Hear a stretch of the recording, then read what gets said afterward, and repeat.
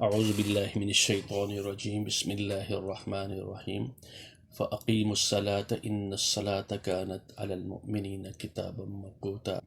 اللہ رب العزت یہ بتا رہے ہیں، حکم دے رہے ہیں کہ نماز قائم کرو، اور یہ نماز جو تمہارے اوپر فرض کر دی گئی ہے، یعنی جو شخص نماز نہیں پڑھے گا اس کے لیے کتنا، اس کے لیے مطلب گناہ ہے، اور وہ کفر اور ایمان کے درمیان یہ فرق کرنے والی چیز ہے۔ اور نماز جب کہ ہمارے اوپر فرض ہے تو اس کو لیے ضروری ہے کہ کچھ چیزوں کا خیال رکھنا چاہیے۔ نماز صرف اور صرف اللہ تعالیٰ کی رضا کے لیے اخلاص کے ساتھ پڑھنی چاہیے۔ نماز میں ہر عمل جو ہے رسول اللہ صلی اللہ علیہ وسلم کے طریقے کے مطابق ہونا چاہیے، لیکن نماز اللہ کی خالص راہ، اللہ کی رضا کے لیے اس کے حکم کے مطابق ہو، اور نہ محمد رسول اللہ صلی اللہ علیہ وآلہ وسلم کے طریقے کے مطابق ہو۔ طریقہ کیا ہے؟ جو نبی اکرم صلی اللہ علیہ وسلم نے جس طرح کے پڑھ کر ہمیں دکھائی ہے اسی طریقہ، اور نماز کو وقت پر ادا کرنا کی پوری کوشش کرنا، پوری قوت کے ساتھ وقت پر ادا کرے۔ اور آگے والی جو بات ہے، نماز کو ٹھہر کر اطمینان کے ساتھ، سکون کے ساتھ، جس طرح ملاقات کرتا ہے انسان کسی سے اور اس کا خواہش ہوتی ہے کہ میری بھی بات بڑی توجہ اس کے ساتھ سن لے، اور آپ بھی جب ہم نماز پڑھے تو ہمیں ٹھہر ٹھہر کر اچھے طریقے سے اطمینان کے ساتھ نماز اس کو ادا کرنا چاہیے۔ پانچویں بات یہ ہے کہ نماز جب ہم اس کو پڑھیں عاجزی کے ساتھ، انکساری کے ساتھ، خشیت کے ساتھ پڑھیں۔ جب ہم نماز پڑھیں گے تو اللہ اکبر جب انسان کہتا ہے تو ہر چیز کی نفی کہہ دیتا ہے۔ اس کو تکبیر تحریمہ یا تکبیر اللہ کہہ لیں، جو اللہ اکبر کہا اور یہ کیا انہیں شخص نے اس چیز کی گواہی دی کہ اب میرے اوپر جو حلال چیزیں وہ بھی حرام ہو گئی ہیں، صرف اور صرف میں اللہ سے بات کروں گا، اور وہ بڑا ہے، یعنی بڑے آدمی سے، بڑے ایک شخصیت ہے جو اللہ رب العزت ہے، اس کے سامنے میں ہوں۔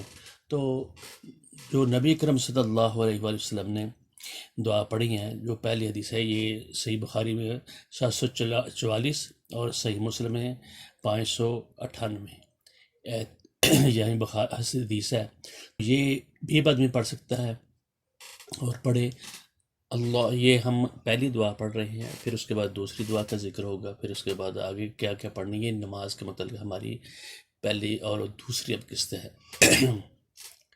اللہم باعد بینی و بین خطایایا کما بعدت بین المشرق والمغرب، اللہم نقنی من الخطایا کما ینقی الثوب الابیض من الدنس، اللہم اغسلنی من الخطایا بالماء والثلج والبرد۔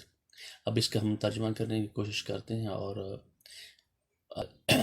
ہم اللہ تعالیٰ سے گزارش یہ کرتے ہیں، پہلی دعا میں جو اللہ اکبر آدمی کہتا ہے تو اس میں یہ دعا اور اس کو پڑھنی چاہیے، اللہم باعد بینی و بین خطایا، اللہ میرے اور میری گناہوں کے درمیان اتنی دوری کر دے، بہت زیادہ دوری کر دے۔ اللہم باعد، اے اللہ تو دور کر دے، بینی و بین خطایا، میرے اور میری گناہوں کے درمیان، یعنی گناہ میرے نزدیک تک نہ پھٹکیں، کما بعدت بین المشرق والمغرب، جس طرح کی تو نے دوری کی مشرق اور مغرب کا جتنا ہے یہ فاصلہ، اسی طریقے سے اتنی دوری کر دی، یعنی میں اس کے اپنی غلطیوں کے ساتھ غلطیوں میں اتنا اس کے قریب نہ جاؤں، اور مجھے پاکیزہ کر دے۔ اللہم نقنی، اللہم نقنی من الخطایا، اللہ مجھے غلطیوں سے پاک صاف کر دے۔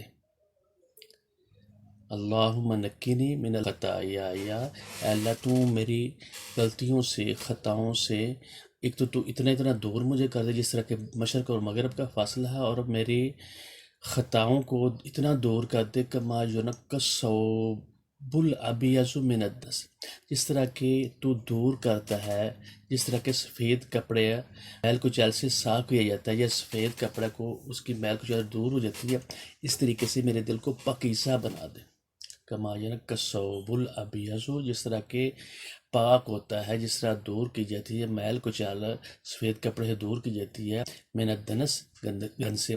اللہم اغسلنی من الخطایا، اللہ مجھے میری غلطیوں سے پانی میری غلطیوں کو دھو دے، اللہم اغسلنی من الخطایا، مجھے گندے پاک کر دے، یعنی دھو دے، یہ غسل ہوتا ہے دھولنا، غسل دینا جسے ہم اردو میں بولتے ہیں۔ اللہم اغسلنی، مجھے پاک صاف کر دے، مجھے میری غلطیوں سے پانی کے ساتھ پاک کر دے، یعنی والثلج والبرد، من الخطایا یا بالماء والثلج والبرد، مجھے غلطیوں سے پانی، برف اور اولوں کے ساتھ دھو دے، یعنی مجھے اتنا پاک کر دے۔ یہ اللہ رب العزت سے یہ ایک دعا آدمی انسان اللہ رب العزت سے کرتا ہے۔ پھر اس کے بعد دوسری دعا ہم ابھی ساتھ ہی پڑھ لیتے ہیں۔ سبحانک، اللہ تو پاک ہے، سبحانک، یہ بھی حدیث جو ہے سنن ابی داؤد میں آئی ہے، ترمذی میں بھی آئی ہے، ابن ماجہ میں بھی آئی ہے۔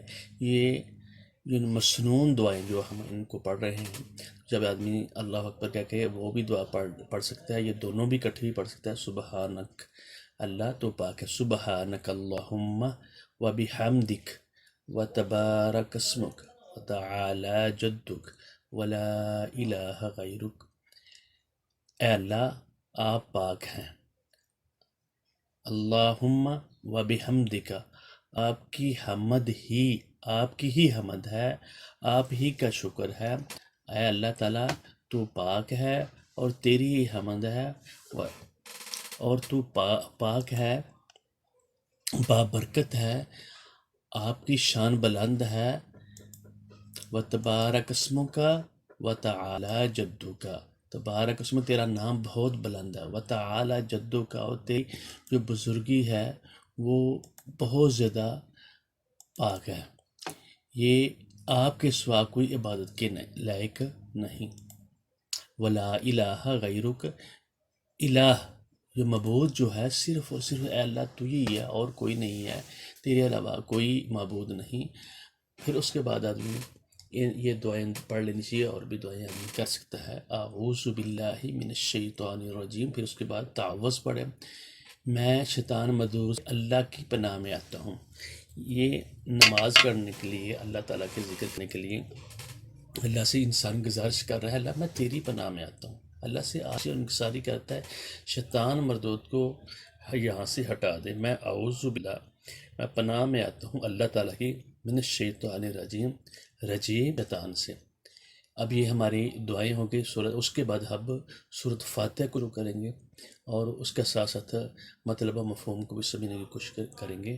بارک اللہ لی و لکم و لسائر المسلمین۔ دوبارہ ایک دفعہ میں دعائیں دہرا دیتا ہوں۔